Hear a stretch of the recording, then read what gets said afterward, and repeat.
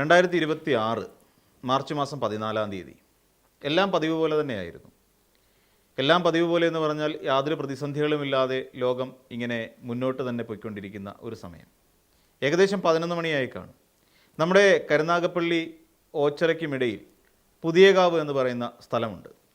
ആ സ്ഥലത്തിൻ്റെ ഒരു പ്രത്യേകത, റോഡ് പണി നടക്കുകയാണ്. 2026 മാർച്ച് മാസം 14-ാം തീയതി റോഡ് പണി എടുക്കുക.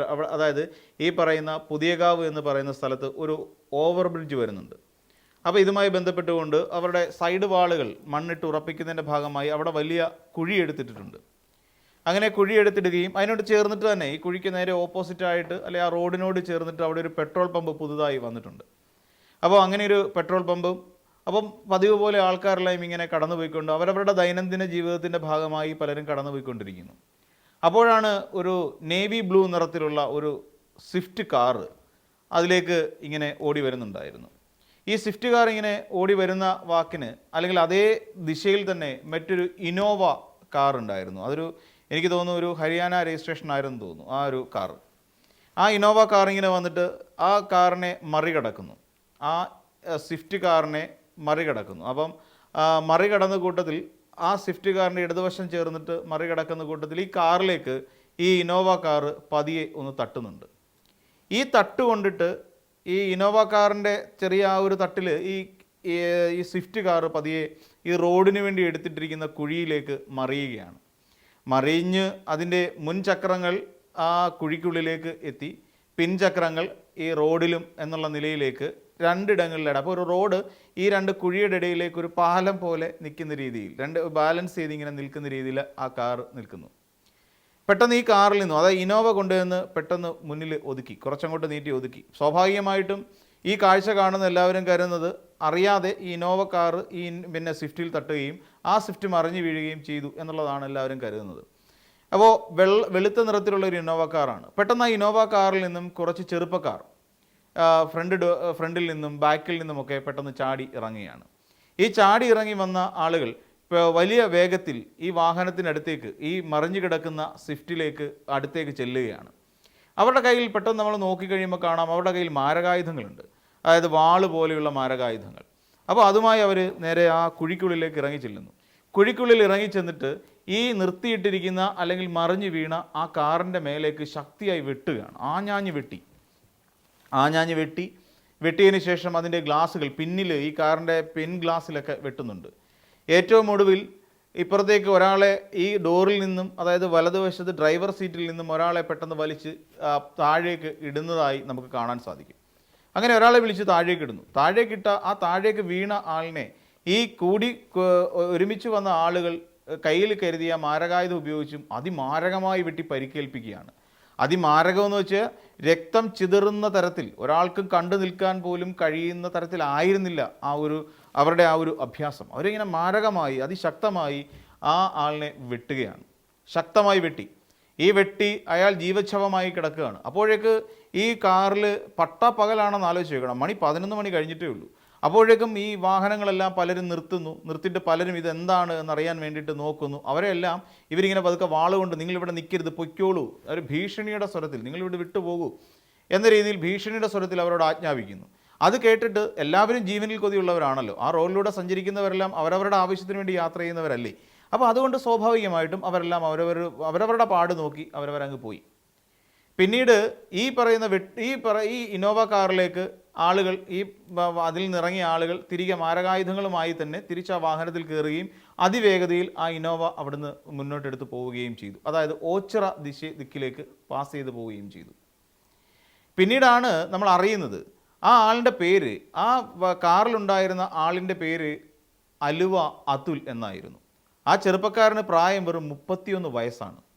ഈ 31 വയസ്സായ അലുവ അതുൽ എന്ന് പറയുന്ന ചെറുപ്പക്കാരനെയാണ് ഈ സംഘം, അതായത് ഇനോവയിലെത്തിയ സംഘം, അലുവ അതുൽ സഞ്ചരിച്ചിരുന്ന കാറ്, സ്വിഫ്റ്റ് കാറ് കുഴിയിലേക്ക് തട്ടിയിട്ടതിന് ശേഷം കാറിലുണ്ടായിരുന്ന അലുവ അതുലിനെ പുറത്തേക്ക് വലിച്ചെടുത്ത് അതിഭയാനകമായ രീതിയിൽ വെട്ടി പരിക്കേൽപ്പിച്ച് കൊലപ്പെടുത്തുകയായിരുന്നു. ആളുകളെല്ലാം ഓടി അവിടേക്ക് എത്തി. സ്വാഭാവികമായും പരിക്കേറ്റ് കിടക്കുന്ന ആളിനെ എടുത്ത് ആശുപത്രിയിലേക്ക് എത്തിക്കുകയും ചെയ്തു. അവിടെ എത്തിയ സമയത്താണ് അറിയുന്നത് ഇത് അലുവ അതുൽ എന്ന് പറയുന്ന 31 വയസ്സുകാരനായ ചെറുപ്പക്കാരനാണ്. അദ്ദേഹത്തിനൊരു ഭാര്യയുണ്ട്, ഒരു കുട്ടിയുമുണ്ട്. എന്തിനാണ് എല്ലാവരും മൂക്കത്ത് വിരൽ വെച്ചു? എന്തിനാണ് ഈ അലുവ ആദിൽ എന്ന് പറയുന്ന ഈ 31 വയസ്സുകാരായ ചെറുപ്പക്കാരനെ ഇത്ര മൃഗീയമായി തച്ച് അല്ലെങ്കിൽ വെട്ടി കൊലപ്പെടുത്തുന്നത്? സ്വാഭാവികമായും എല്ലാവരുടെയും ഉള്ളിൽ തോന്നുന്ന ഒരു സംശയമാണ്. അപ്പോഴാണ് കുറച്ചു കാലം പിന്നിലേക്ക് സഞ്ചരിക്കേണ്ടി വരുന്നത്. ഈ അലുവ ആദിൽ എന്ന് പറയുന്ന ചെറുപ്പക്കാരൻ ഒരു കൊട്ടേഷൻ സംഘത്തിൻ്റെ പ്രധാനിയാണ്. അതായത് ഓച്ചിറയ്ക്ക് കിഴക്ക് ഭാഗത്തുള്ള വയനകം എന്ന് പറയുന്ന ഒരു പ്രദേശത്ത് കേന്ദ്രീകരിച്ചുകൊണ്ട് പ്രവർത്തിക്കുന്ന ഒരു സംഘത്തലവൻ എന്ന് വിളിക്കാൻ കഴിയും. ഇദ്ദേഹത്തിന് ഒരു ചെറിയ പ്രത്യേകതയുണ്ട്. അതായത് കൂടം കൊണ്ടാണ് ഈ അലുവ ആദിലിൻ്റെ ആക്രമണം ആദ്യമായി നടക്കുന്നത്. അപ്പം ഈ കൂടം കൊണ്ട് എതിരാളിയുടെ മുട്ടുകാല് അടിച്ച് ഉടയ്ക്കുക, വലിയൊരു കൂടം ഉണ്ടാകും.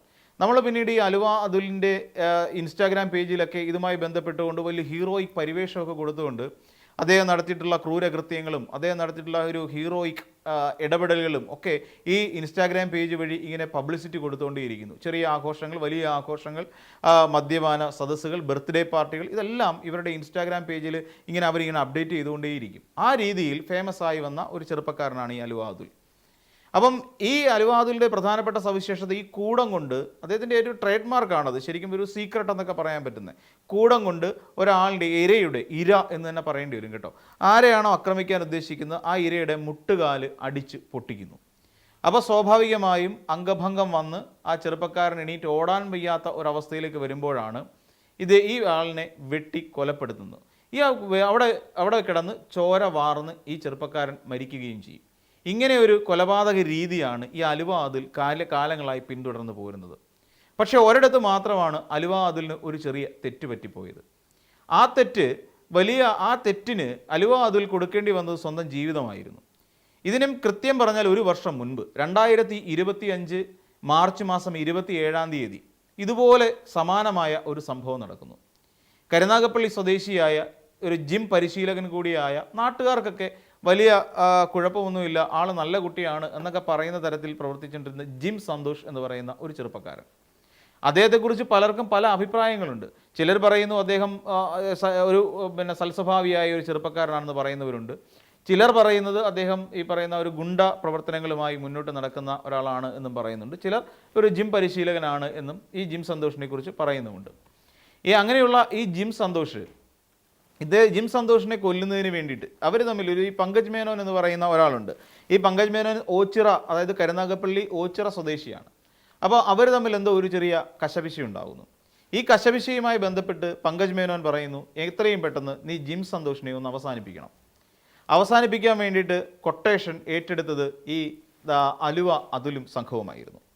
അങ്ങനെ രാത്രിയിൽ, അതായത് മാർച്ച് മാസം 2025 മാർച്ച് മാസം 27 എല്ലാവരും ഉറങ്ങിക്കിടക്കുന്ന സമയം, രാത്രിയായി, രാത്രി 2:30 സമയമായി ഏകദേശം. അതായത് നമ്മൾ പറയുമ്പോൾ പുലർച്ചെ 2:30 ഒരു സംഘം ആളുകൾ ഈ ചെറിയ നാടൻ കൈബോംബ് എറിഞ്ഞ് ഭീകരാന്തരീക്ഷം സൃഷ്ടിച്ചുകൊണ്ടാണ് ഈ ജിം സന്തോഷിൻ്റെ വീട്ടിലേക്ക് എത്തുന്നത്. ജിം സന്തോഷിൻ്റെ പ്രായമെത്തിയ ഒരു അമ്മയാണ് ഒപ്പം ഉണ്ടായിരുന്നത്. അങ്ങനെ ഇത് ബോംബെറിഞ്ഞ് വലിയ ശബ്ദം കേൾക്കുന്നു. അമ്മയൊക്കെ ഞെട്ടിപ്പോയി. പെട്ടെന്ന് ഈ വാതിൽ തകർത്ത് ജിം സന്തോഷ് കിടന്നുറങ്ങുന്ന മുറിക്കുള്ളിലേക്ക് ഇവരിടിച്ച് കയറുകയാണ്. അപ്പോൾ തന്നെ ആരൊക്കെ ചില നിർദ്ദേശം കൊടുത്ത്, ജിമ്മെ മാറിക്കൊള്ളുക, നിനക്കുള്ള പണി വരുന്നുണ്ട് എന്ന്.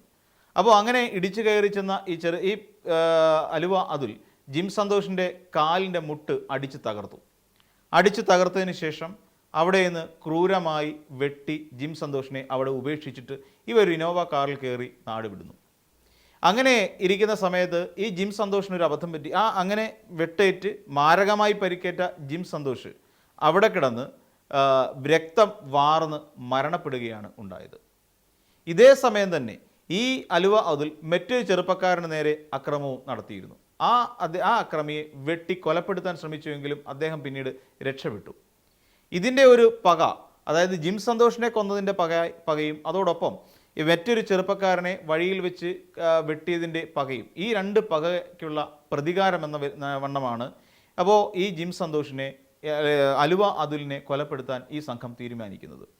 ഈ മറ്റൊരു സംഘം ഇവർക്ക് ഒപ്പം പ്രവർത്തിച്ചു വരികയാണല്ലോ. അതായത് ജിം സന്തോഷ് അല്ലെങ്കിൽ മറ്റൊരു സംഘം, ഇവിടെ കൃത്യമായി 2 സംഘങ്ങളാണ് സത്യത്തിൽ ഈ പറയുന്ന ഓച്ചിറ കരുനാഗപ്പള്ളി കേന്ദ്രീകരിച്ച് പ്രവർത്തിച്ചു വരുന്നത്. ഒന്ന് വയനകം, പിന്നെ മറ്റൊന്ന് കടത്തൂർ എന്ന് പറയുന്ന സ്ഥലമുണ്ട്. ഈ 2 സ്ഥലങ്ങളിലാണ് ഇത് പ്രവർത്തിച്ചു വരുന്നത്. അപ്പോൾ ഇവരിൽ കടത്തൂർ സംഘമാണ് ഈ അലുവ അതുലിനെ കൊല്ലാൻ വേണ്ടി തീരുമാനിക്കുന്നത്. ഈ ജിം സന്തോഷ് വധക്കേസുമായി ബന്ധപ്പെട്ടുകൊണ്ട് അലുവ അതുൽ ഇവിടുന്ന് നാട് വിട്ടുപോയി. ഒടുവിൽ പല ഭാഗങ്ങളിൽ ഈ അലുവ അതുലിനെ കണ്ടെത്താൻ വേണ്ടിയിട്ട് പോലീസ് വലവിരിച്ചു. പക്ഷേ ഒരു ഫലവും ഉണ്ടായില്ല. ഒരു ഫലവും ഉണ്ടായില്ല എന്ന് മാത്രമല്ല, കണ്ടെത്താൻ കഴിഞ്ഞതേയില്ല. ഏറ്റവും ഒടുവിൽ അതേ ശാസ്ത്രീയമായും അതോടൊപ്പം തന്നെ ഈ സൈബർ സെല്ലിൻ്റെ സഹായത്തോടു കൂടി ഇദ്ദേഹത്തെ തമിഴ്നാട് തിരുവള്ളുവരുടെ ഒരു ക്ഷേത്രത്തിൽ നിന്ന് ഈ പോലീസ് പിടികൂടുന്ന ഒരു സാഹചര്യം ഉണ്ടായി. അങ്ങനെ തിരികെ നാട്ടിലേക്ക് കൊണ്ടുവന്ന ജിം സന്തോഷിനെ നേരെ കാപ്പ ചുമത്തി ജയിലിലേക്ക് വിടുകയും ചെയ്തു. അങ്ങനെ ഏറെക്കാലം ജയിലിൽ കഴിഞ്ഞ അതുൽ പുറത്തേക്കിറങ്ങി. അങ്ങനെ പുറത്തേക്കിറങ്ങിയ അതുലിന് ജാമ്യം കിട്ടിയാണ് പുറത്തേക്ക് വരുന്നത്. ആ ജാമ്യ വ്യവസ്ഥയിൽ ഒന്നാണ് കൃത്യമായി ഇടവേളകളിൽ കരുനാഗപ്പള്ളി പോലീസ് സ്റ്റേഷനിൽ പോയി ഒപ്പുവയ്ക്കുക. ഈ വിവരം അപ്പോൾ അലുവ അതുൽ പക്ഷേ ഇവിടെ ഇറങ്ങിയെങ്കിൽ തന്നെയും സജീവമായി തൻ്റെ സംഘങ്ങളും ചേർന്നുകൊണ്ടുള്ള പ്രവർത്തനങ്ങളുമൊക്കെ സജീവമായി മുന്നോട്ട് കൊണ്ടുപോകാൻ തന്നെ തീരുമാനിച്ചിരുന്നു. കാര്യം ഇനി ഭയക്കേണ്ട ആവശ്യമില്ലല്ലോ. ഒരാളെ കൊലപ്പെടുത്തി, ആ കൊല കഴിഞ്ഞ് അതിൻ്റെ ശിക്ഷയും നേടിച്ചു, ഞാൻ ജയിലിൽ ജാമ്യത്തിൽ പുറത്തേക്കും ഇറങ്ങി. പിന്നെ എന്തിനാണ് ഭയക്കുന്നത്? അപ്പോൾ പൊതു സമൂഹത്തിലേക്ക് ഇറങ്ങി പ്രവർത്തിക്കാനും ഈ അലുവ അതുൽ തയ്യാറായി. പലരും വാണിംഗ് ചെയ്തു. പോലീസ് അടക്കമുള്ളവർ പറഞ്ഞു, അതിലെ നീ ഒന്ന് സൂക്ഷിക്കണം. കാരണം നിന്നെ കൊല്ലാൻ വേണ്ടി തക്കം പാർത്ത് മറ്റേ എതിർ ടീം നടപ്പുണ്ട്. അതുകൊണ്ട് വളരെ സൂക്ഷ്മതയോടുകൂടി തന്നെ വേണം ഇനിയുള്ള ഓരോ നീക്കവും നടത്താൻ. സ്വന്തം ജീവനിൽ കൊതിയുണ്ടെങ്കിൽ പോലീസ് പറഞ്ഞു കൊടുത്തു. പക്ഷേ അതുൽ ഇതൊന്നും വലിയ കാര്യമായിട്ട് ചിന്തിച്ചില്ല. അതുൽ പോലീസ് സ്റ്റേഷനിലേക്ക് പോയ ആ കാറ് വാടകയ്ക്കെടുത്ത കാറായിരുന്നു. അതായത് റെൻ്റേ കാർ എന്നുള്ള നിലയിൽ എടുത്ത ഒരു വാഹനമായിരുന്നു. ആ വാഹനത്തിൽ സ്വന്തം ഡ്രൈവറെയും കൂട്ടി ആ കാർ ഓടിച്ച് പോയി കരുനാഗപ്പള്ളി പോലീസ് സ്റ്റേഷനിൽ പോയി അന്നത്തെ ഒപ്പും വെച്ചതിന് ശേഷം തിരികെ വരുന്ന സമയത്താണ് ഈ രീതിയിൽ ഒരു അക്രമം നേരിടേണ്ടി വന്നത്. എന്നാൽ വളരെ കൃത്യമായ പ്ലാനിങ്ങോടുകൂടി ഏതൊക്കെ ദിവസം എത്ര മണിക്കാണ് അലുവ അതുൽ കരുനാഗപ്പള്ളി പോലീസ് സ്റ്റേഷനിൽ ഒപ്പിടാൻ പോകുന്നത് എന്ന് തിരിച്ചറിഞ്ഞവർ തന്നെയാണ് ഈ രീതിയിൽ അലുവ അതുലിനെ തീർക്കാൻ തീരുമാനിക്കുന്നത്.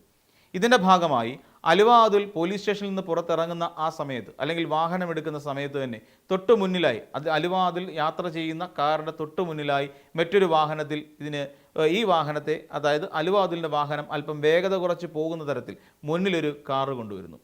ആ കാറിൻ്റെ പിന്നാലെ അലുവ അതുലിൻ്റെ വാഹനം ഇങ്ങനെ പോയിക്കൊണ്ടിരിക്കുന്നു. ഈ പോകുന്ന സമയത്താണ് വളരെ വേഗത്തിൽ തൊട്ടു പിന്നാലെ എത്തിയ ഒരു ഇന്നോവ കാർ വന്ന് അതുലിൻ്റെ കാറിൽ തട്ടുന്നത്. അതായത് പുതിയകാവ് എന്ന് പറയുന്ന സ്ഥലത്ത് ആ ജംഗ്ഷനിൽ വെച്ചിട്ട് ആ നയറയുടെ പമ്പിന് മുന്നിൽ വെച്ചിട്ടാണ് ഈ ആക്രമണം നടക്കുന്നത്. ഈ ആക്രമണത്തെ തുടർന്ന് ഒടുവിൽ അലുവ അതുലിൻ്റെ ശരീരമെല്ലാം ദഹിപ്പിച്ചു, എല്ലാം കഴിഞ്ഞു. അങ്ങനെ ഈ സംഘം പതിയെ ഈ വാഹനം ഉപേക്ഷിച്ച് അവർ നാട് വിട്ടു പോവുകയും ചെയ്തു. എന്നാൽ വളരെ ശ്രമകരമായ ഒരു അന്വേഷണത്തിൻ്റെ ഭാഗമായി, വളരെ കൃത്യതയോടുകൂടിയുള്ള ഒരു അന്വേഷണത്തിൻ്റെ ഭാഗമായി ഈ 13 പ്രതികളടങ്ങുന്ന ഒരു സംഘത്തെ നമ്മുടെ കരുനാഗപ്പള്ളി പോലീസിനടക്കം പിടികൂടാൻ സാധിച്ചു എന്നുള്ളത് പോലീസിൻ്റെ തലയിൽ ഒരു പൊൻതൂവൽ തന്നെയാണ് എന്ന് പറയേണ്ടി വരും.